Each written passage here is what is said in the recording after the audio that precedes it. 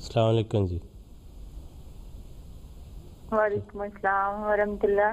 میرا سوال ہے کہ کیا حاملہ عورت روزہ رکھ سکتی ہے؟ اور دوسرا میرا سوال ہے کہ کیا اگر میرا خیال ہے کہ کنٹرول روم نے یہ سمجھا کہ آپ کی بات پوری ہو گئی، آپ کا سوال پورا ہو گیا، اس لیے غالباً لائن کٹ گئی ہے. اصل جو سوال انہوں نے پہلے سے اپنے پوچھا ہے، حاملہ عورت روزہ رکھ سکتی ہے؟